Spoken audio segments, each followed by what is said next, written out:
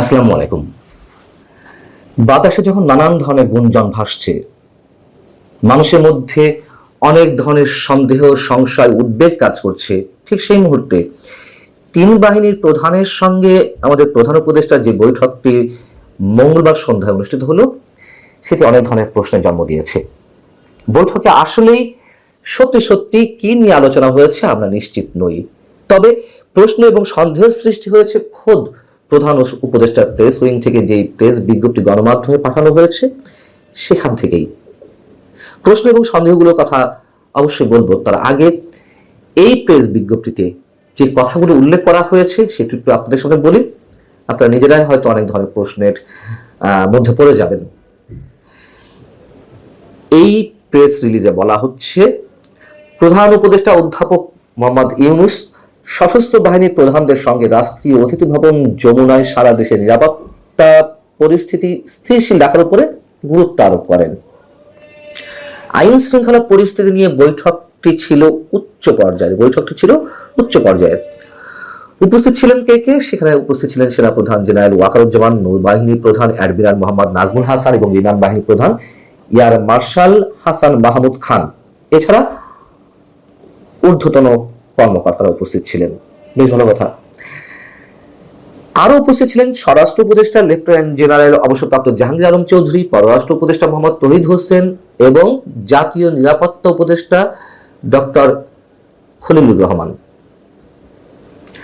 বৈঠকে দেশের বিভিন্ন অঞ্চলে আইন শৃঙ্খলা পরিস্থিতির উপরে খসড়া প্রতিবেদন উপস্থাপন করেন নিরাপত্তা সংস্থার ঊর্ধ্বতন কর্মকর্তারা। এই লাইনটা খেয়াল রাখবেন। যাই হোক, এই জন্য খেয়াল রাখতে বললাম যে নিরাপত্তা সংস্থার ঊর্ধ্বতন কর্মকর্তারা প্রতিবেদনের খসড়া উপস্থাপন করেন।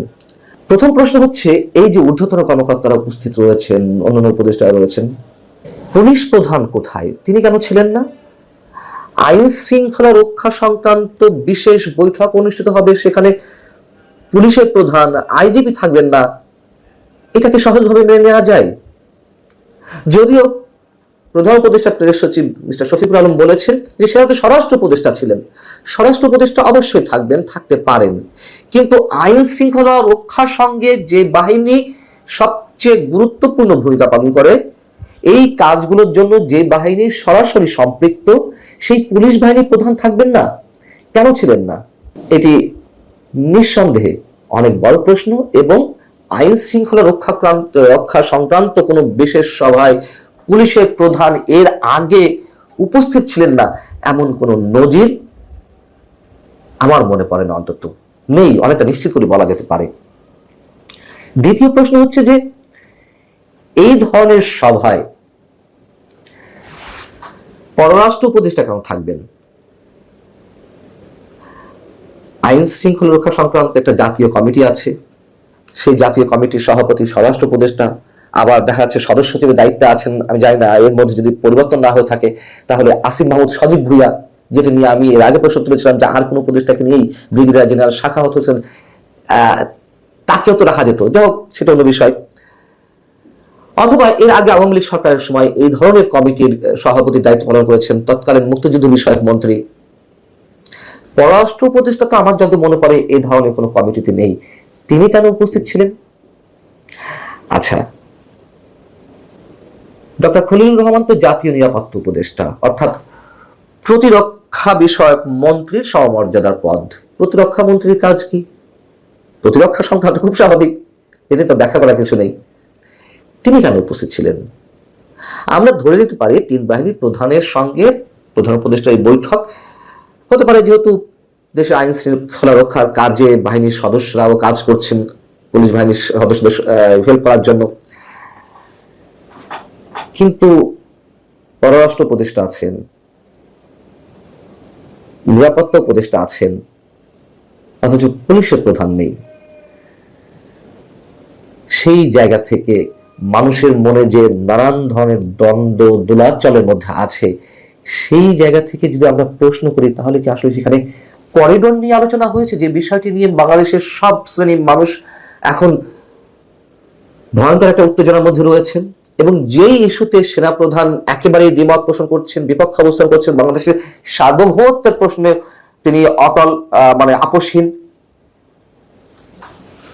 সেই বিষয়টি আলোচনা হয়েছে কিনা এটি প্রশ্ন আকারে উঠতেই পারে। এবং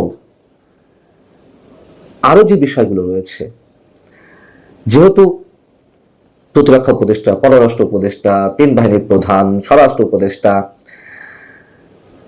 যুদ্ধ নিয়ে তো অনেকে অনেক ধরনের মন্তব্য করেছেন, তাই না? সরকারের বিভিন্ন পর্যায়ের শীর্ষ দায়িত্বশীল ব্যক্তিদের পর্যায় থেকে অনেকেই, সেই বিষয়ে কোনো আলোচনা হয়েছে আমরা জানি না। তবে এটুকু অনেকের মনে সন্দেহের দানা বাঁধছে যে আসলে আইন শৃঙ্খলা রক্ষা সংক্রান্ত যে বৈঠকের বিষয়টি তুলে ধরা হয়েছে হয়তো তা ঠিক নয়। আমি বলছিলাম যে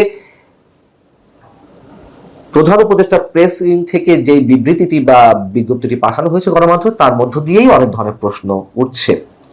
যদি এখানে এই বৈঠকটি আইন শৃঙ্খলা রক্ষা সংক্রান্ত কোনো বৈঠক হিসেবে উল্লেখ না করে যদি বলা হতো দেশের সার্বিক পরিস্থিতি নিয়ে উচ্চ পর্যায়ের বিশেষ বৈঠক, তাও আমরা মেনে নিতে পারতাম যে এই ধরনের বিশেষ বৈঠকে প্রধান উপদেষ্টা যাকে প্রয়োজন মনে করছেন তাকে ডেকেছেন। কিন্তু যা উল্লেখ করা হয়েছে সেখান থেকেই অনেক বেশি গুঞ্জন, অনেক বেশি সন্দেহ, সংশয়, প্রশ্ন মানুষের মধ্যে উকি দিচ্ছে। এবং এইগুলো তখনই উকি দেয় যখন যখন তথ্যের অবাধ প্রবাহ থাকে না। আমাদের কাছে মনে হচ্ছে যে এখানে কিছুটা আড়াল করার চেষ্টা করা হয়েছে, আর সেটি ঘটেছে বলেই অনেক ধরনের গুঞ্জন। দেশের পরিস্থিতি তো আসলে ভালো না, একটা অস্বস্তিকর পরিবেশ, অস্বাভাবিক পরিবেশের মধ্যে দেশে 18 কোটি মানুষ রয়েছেন। এবং গত 2-3 দিন আগে যে ঘটনা ঘটলো, সেনাবাহিনীর বিরুদ্ধে লং মার্চ করার সাবেক সেনা সদস্যদের সমন্বয়ে উদ্যোগ নেওয়া হয়েছিল, এটি আমরা এর আগে ইতিহাসের কোথাও খুঁজে পাবো না। ভালো থাকুন সবাই, আল্লাহ হাফিজ।